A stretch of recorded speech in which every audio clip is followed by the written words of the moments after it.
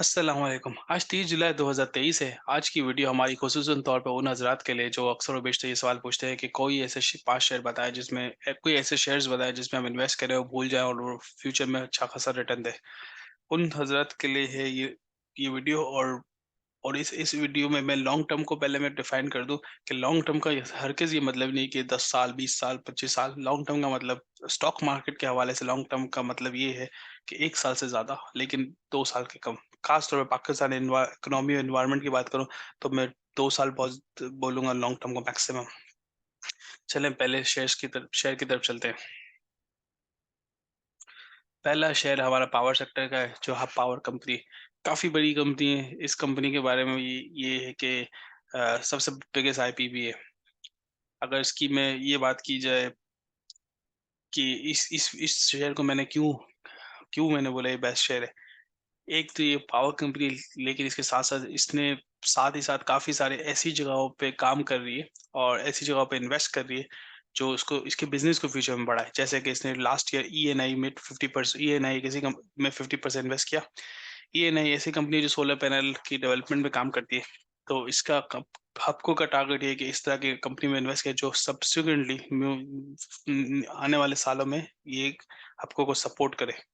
एक दूसरी चीज़, इस कंपनी जो बिजली बनाती है, तो वो सिर्फ़ बिजली से बिजली नहीं बनाती, काफ़ी अल्टरनेटिव सोर्सेज़ है लाइक कोल, एलएनजी और सोलर के थ्रू बिजली बनाने की कैपेसिटी रखती है। तो इस वजह से ये थोड़ा-सा इसका एक स्ट्रॉन्ग शेयर है मार्केट में और इसकी कंपनी भी एक स्ट्रॉन्ग आईपीबी है। बाकी सबसे बड़ी आईपी डेफिनिटली गवर्नमेंट का इसको सपोर्ट है। जैसे कि हम देख सकते हैं कि कैप्को एक इसी सेक्टर की कंपनी है, जो करंटली स्ट्रगल कर रही है अपने लाइसेंस लेने का। गवर्नमेंट का इसको सपोर्ट नहीं है। लेकिन हबको के केस में अगर ऐसा होगा तो डेफिनिटली गवर्नमेंट स्टेप इन करेगी और उसको सपोर्ट करेगी। प्रॉफिटेबिलिटी की बात करें जो कि हमारा एक मेजर फोकस होता है। 9 मंथ पे 36 अरब का प्रॉफिट दिया। लास्ट ईयर 29 अरब था। तो इस बताए लगता है कि जो एक्सपेक्टेड था ये ज़्यादा होगा पिछले साल से। इसकी वजह ये एक तो ईएनआई का कॉन्ट्रैक्ट है, और ऑब्वियसली मार्केट भी एक अनरैप हुई है कि कोविड के इम्पैक्ट से। तो इसका हमें था कि ज़्यादा प्रॉफिट होगा। अभी 9 मंथ में पिछले साल के पूरे साल से ज़्यादा प्रॉफिट कर चुके। और डिविडेंड की बात करें तो रफली तकरीबन 20% डिविडेंड यील्ड है। एट द मोमेंट स्टिल अच्छी प्राइस पे मिल रहा है। 84 83 पे ट्रेड कर रहा है, लेकिन मुझे ऐसा लगता है ये थोड़ा-सा मज़ीद नीचे जाएगा। जैसे अगर जिसको एंटर करना है फॉर लॉन्ग टर्म, डिविडेंड के बाद वाले फेज़ को एंटर करें, ताकि अभी फ़िलहाल इसमें अभी की प्राइस में डिविडेंड का इम्पैक्ट भी इंक्लूड हुआ है। तो इसलिए प्राइस इन्फ्लेटेड है। लेकिन लॉन्ग टर्म के लिए मुझे लगता है कि ईज़ी 100 प्लस की वैल्यू है इसकी। एसेट और लायबिलिटी की बात करें तो इसकी लायबिलिटीज़ तक आधी है एसेट डबल है। तो मेरे ख़्याल में ये अच्छी कंपनी की निशानी है। दूसरी कंपनी की बात करें, Pakistan oil field. Oil field ये ड्रिलिंग कंपनी है बेसिकली। ये ड्रिल करती है, तेल और गैस निकालती है और इसके अलावा उसके बाद उसको बेचती है। तो इस कंपनी का जो मेजर 2 फेजेज़ होते हैं। एक तो वो फेज़ जो ड्रिलिंग वाला फेज़ होता है और दूसरा वो कंप्लीशन, जो ड्रिल करके पता चल गया कि गैस निकली या पेट्रोल निकला। अगर नहीं निकला तो वो फेज़, रिसर्च फेज़ जो पहला फेज़ है वो ज़ाया हो जाता है।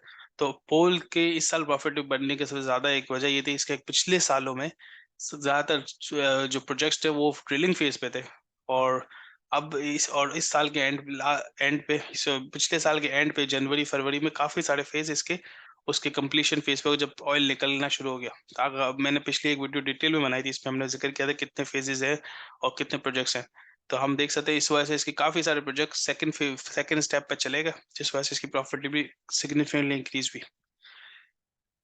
सर्कुलर डेट की बात करें तो ये सर्कुलर डेट की बीमारी से आज़ाद है। तो इस वजह से ऑब्वियसली इसका कोई सिग्निफिकेंट रिसीवेबल नहीं है। रिसीवेबल डेफिनिटली है, लेकिन इतने रिसीवेबल नहीं जितना दूसरे आईपीपी और ऑयल ओजीडीसी वगैरह के पास है। परफॉर्मेंस की बात करें तो अभी फ़िलहाल परफॉर्मेंस 30 अरब है, पिछले साल 25 अरब थी। तो अब मेरे एक और क्वार्टर बाकी है। तो मुझे ऐसा लगता है कि ये एक अच्छा अच्छा इन्वेस्टमेंट के लिए और डिविडेंड भी अच्छा खासा देगी। तो एज़ अ इन्वेस्टमेंट पर्पज़ से ये एक अच्छी कंपनी है। फ़िलहाल 6 महीने से फ़िलहाल 1 साल से 18 नेक्स्ट 18 मंथ तक ये बड़ी अच्छी है एज़ अ इन्वेस्टमेंट पर्सपेक्टिव से। क्योंकि अभी इसके काफ़ी प्रोजेक्ट्स भी अनवाइंड हो रहे हैं और उनको पैसा मिलना शुरू हो रहा है। डिविडेंड पे आउट इसका काफ़ी अच्छा है। कंपनी भी स्ट्रॉन्ग है, डिविडेंड पे आउट भी अच्छा है, तो मेरे ख्याल में इन्वेस्टेबल है। अभी फ़िलहाल इसकी बोर्ड मीटिंग मेरा ख्याल है अगस्त की फर्स्ट वीक में अनाउंस हो जाएगी और फिर इसकी प्राइस मज़ीद बढ़ेगी और एक्सपेक्टेशन ये तकरीबन ₹50 का डिविडेंड देगा। अभी मेरे ख्याल में 430-40 पे 40 पे ट्रेड कर रहा है। तो अभी के प्राइस में डिविडेंड का इम्पैक्ट है। अगर कोई लॉन्ग टर्म के लिए लेना चाह रहा है तो डिविडेंड के बाद ले, और कभी शॉर्ट टर्म के लिए लेना चाह रहा है तो अभी इमीडिएट ले सकता है। तो उसको तकरीबन ₹5-10 का पर शेयर प्रॉफिट हो सकता है। इसके बाद हम बात की जाए अगला कंपनी फौजी फर्टिलाइजर। फौजी फर्टिलाइजर मैंने इस वीडियो में काफी सारे लोगों को डेफिनेटली सवाल होगा, मैंने एंग्रो फर्टिलाइजर क्यों नहीं लिया, फौजी फर्टिलाइजर क्यों लिया। इसकी एक बेसिक और वाज़ेह वजह है। फौजी फर्टिलाइजर, एग्रो फर्टिलाइजर की प्लांट कैपेसिटी बढ़ी है, मैं एग्री करता हूँ, उसमें कोई शक नहीं। फौजी फर्टिलाइजर को थोड़ा-सा ज़्यादा एज 2-3 वजह से। एक तो इसका नाम, मैं इस नाम पे कुछ ज़िक्र नहीं करूँगा, आप ज़्यादा बेहतर समझते हैं। इसकी होल्डिंग ओनरशिप, इस वजह से इसको एक थोड़ा एज है। एक चीज़, दूसरी चीज़ ये है कि अ, दूसरी चीज़ ये है कि इसका इन्वेस्टमेंट पोर्टफोलियो, जैसे कि अमूमन तौर पे फर्टिलाइजर कंपनी फर्टिलाइजर बनाती है और बेचती है, ठीक है? फौजी फर्टिलाइज़र ने पिछले 2 सालों से इसका फ़ोकस फर्टिलाइज़र बनाने के अलावा अदर इनकम पे भी चला गया कि ये अपने पैसों को कहीं न कहीं इन्वेस्ट करे, उससे अदर इनकम कमाए। तकरीबन इस बार मैं क्वार्टर के अकाउंट्स जो इसने 2-3 दिन 4 दिन पहले इश्यू किए हैं अकाउंट्स, तो उसमें मैं देख रहा था तकरीबन 6.5 अरब 6.8 बिलियन इसके पास अदर इनकम से आ रहा है, जो कि डिफरेंट कंपनीज़ में या डिफरेंट शेयर्स में या डिफरेंट जगहों पे इन्वेस्ट किया है। तो इसका ही फ़ोकस है। अगर मैं इसी तरह एग्रो फर्टिलाइज़र की बात करूँ, एग्रो फर्टिलाइज़र ने हाल ही में स्विच किया उस पे, अदर इनकम पे। फौजी फर्टिलाइज़र पहले सोचा तो एक बड़ा एक स्ट्रॉन्ग पोज़ीशन है अदर इनकम के हवाले से। इसकी वजह मैं इसको ये इस चीज़ को मेंशन इसलिए कर रहा हूँ कि पाकिस्तान की इकोनॉमी इस तरह है, कभी गैस महँगी हो जाए, पेट्रोल महँगा, कम इंडस्ट्री रुक जाए, तो वो अदर इनकम ना आती रहेगी इर्रिस्पेक्टिव कि पेट्रोल नहीं है, लाइट नहीं है, ये लोड शेडिंग है इन इंडस्ट्रीज़ के लिए। एक एक इस सेक्टर में नहीं, जो ओवरली बताऊँ कॉर्पोरेट सेक्टर में एक सुपर टैक्स का इम्पैक्ट है, लेकिन वो सभी पे है, तो मैंने इसलिए इसको मेंशन किया ही नहीं यहाँ पे, क्योंकि हर कंपनी पे इम्पैक्ट आएगा। जितना ज़्यादा डिविडेंड, सॉरी, जितना ज़्यादा रेवेन्यू उतना ज़्यादा सो टैक्स, प्रोग्रेसिव टैक्स है, तो मैंने इसलिए इसको इंक्लूड नहीं किया। और एक और सेकंड चीज़ जो मैंने ऐड की, एग्रो फर्टिलाइज़र को नहीं ऐड किया और फौजी फर्टिलाइज़र को ऐड किया, इसकी वजह है 52 वीक की बात की जाए ना, 52 वीक लोएस्ट पे 95 पे था, अभी अभी मेरे ख्याल में 100 पे है, क्योंकि इसने ₹3.5 का डिविडेंड अनाउंस किया। एग्रो फर्टिलाइज़र की बात करूँ तो 52 पे 60-67 पे था और अभी मेरा ख्याल है 82-83 पे चल रहा है। तो अपनी 52 में काफ़ी हाई आगे आ गया। मुझे ऐसा लगता है कि इस एग्रो फौजी फर्टिलाइज़र के चांसेस ज़्यादा हैं कैपिटल ग्रोथ के as compare to agro fertiliser के। डिविडेंड की मैंने आपको ज़िक्र किया कि भाई कि 6 मंथ में इसने अच्छा खासा 20 अरब, तो वो उम्मीद है कि ईयर एंड पे ये तकरीबन 40 अरब को टच करेगा। डिविडेंड वाइज़ भी बेहतर, अच्छा है, बेहतर नहीं बोलूँगा डिविडेंड वाइज़, लेकिन अच्छा है। डिविडेंड वाइज़ एग्रो फर्टिलाइज़र अच्छा है, कैपिटल ग्रोथ वाइज़ फौजी फर्टिलाइज़र अच्छा है। मैं हाल ही में तकरीबन 1 से 2 हफ्ते में मैं फौजी फर्टिलाइज़र, एग्रो फर्टिलाइज़र डिटेल में इस पे वीडियो बनाऊँगा कंपैरिज़न में, सो दैट अगर किसी को दोनों में से चूज़ करना है तो एक चूज़ कर ले। एंग्रो कॉर्पोरेशन लिमिटेड, इस ये एक पर्टिकुलरली कोई सेक्टर नहीं है। काफ़ी सारे लोग बोलते हैं एंग्रो कॉर्पोरेशन फर्टिलाइज़र सेक्टर है। मैं इसके बारे में एक डिटेल वीडियो पहले मैंने बनाई है जनवरी में, जिस वक़्त मैंने कहा था कि it's a very good share to buy. तो काफ़ी लोगों ने बाय किया। आई थिंक अभी इस वक़्त अच्छे खासे प्रॉफिट पे होंगे। एंग्रो कॉर्पोरेशन की अगर मैं बात करूँ, एंग्रो कॉर्पोरेशन है क्या चीज़? एक एक होल्डिंग कंपनी है जिसने इन्वेस्ट किया अपनी फर्टिलाइज़र सब्सिडीज़ में, जो कि फर्टिलाइज़र में, पावर में, फूड में और छोटे-मोटे और सेक्टर्स हैं, उसमें इन्वेस्ट करे, उ उस सब्सिडियरी की उनमें इन्वेस्टमेंट है। तो एंग्रो फर्टिलाइज़र कॉर्पोरेशन को सभी सेक्टर्स से डिविडेंड मिलता है। मेजरली फर्टिलाइज़र और पावर से मिलता है एंग्रो, जिसमें मेरा ख़्याल है एफर्ट है, और ईपीक्यूएल है, जिसे एंग्रो पावर जिन कादेपुर, इससे मिलता है। तो इस हिसाब से ये एक बड़ी बैलेंस कम ऐसा इसकी मैनेजमेंट इतनी इफ़ेक्टिव है कि वो इस हिसाब से मैनेज करती है कि किस सेक्टर और किस इंडस्ट्री में ज़्यादा इन्वेस्ट करना चाहिए अपने डिविडेंड के पॉइंट से। और स्टेबल कंपनी है, लॉन्ग टर्म देखा जाए, लॉन्ग टर्म बंदा स्टेबिलिटी देखता है, ये बंदा ये नहीं देखता कि ज़्यादा डिविडेंड मिले, ये देखता है कि प्राइस की टूटे ना। तो इस हिसाब से अच्छा है। अभी फ़िलहाल रिसेंटली इसने बायबैक कंप्लीट किया, तो बायबैक के हवाले से मैं आपको क्लियर करूँ, बायबैक जब भी कोई भी कंपनी क्लियर कंप्लीट करेगी, तो उसके बाद अब जो शेयर्स होंगे वो बाय कर लेगी और कैंसल कर लेगी। इस वजह से इसका शेयर कैपिटल कम होगा और ईपीएस बढ़ जाएगा। तो लॉन्ग टर्म अच्छा इम्पैक्ट नज़र आएगा। फिलहाल हम इसमें थोड़ा-सा प्रेशर देखेंगे, क्यों? क्योंकि बाय पे पीरियड कंप्लीट हुआ, तो उसके बायर्स इस तरह के अब नहीं होंगे जो पहले थे, क्योंकि कंपनी खुद बाय कर रही थी, वो एक सिग्निफिकेंट बायर थी। तो हम थोड़ा प्रेशर देखेंगे, लेकिन जैसे ही बोर्ड मीटिंग अनाउंस होती है और नेक्स्ट नेक्स्ट रिजल्ट आते हैं, तो हम देखेंगे इसका ईपीएस इंप्रूव होगा और फिर इसकी प्राइस फैक्टर होगी। तो within 1 year to 18 months इसकी प्राइस एक अच्छी प्राइस पे बंदा गेन कमा सकेगा। आई सजेस्ट अगर किसी ने बाय करना है तो 250 के नीचे इसको लेके रख ले अपने पास for 18 months, very good investment. Dividend भी काफ़ी रीज़नेबल देता है, मेरे ख्याल में 10 से बा 12% देता है, जो कि एक हलाल फॉर्म ऑफ अच्छा रिटर्न के नाम माना जाता है।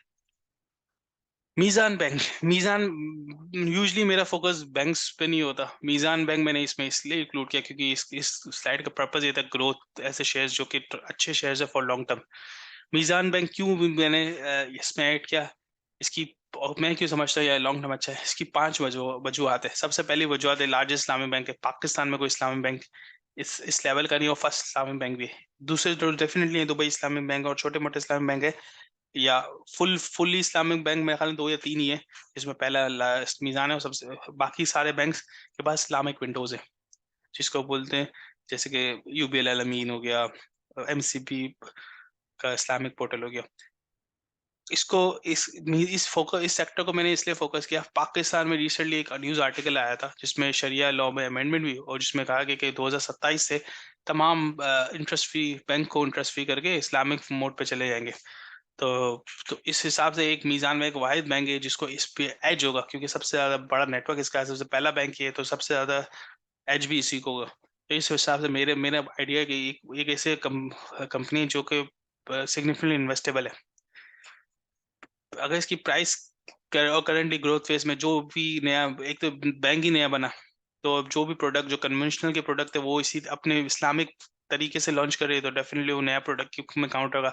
जैसे कार फाइनेंस हो गया, हाउस फाइनेंसिंग हो गया, डेबिट कार्ड क्रेडिट कार्ड की पे ऑफर्स हो गई, वो एक कन्वेंशंस को कॉपी करके इस्लामिक में लेके आ रही है और as a new product launch कर रही है, तो डेफिनेटली इसको एक एक मार्केटिंग के लिए भी बड़ा अच्छा इसके पास टूल है कि इस तरह कर सकती है, और उसको ज्यादा सोचने की जरूरत नहीं है।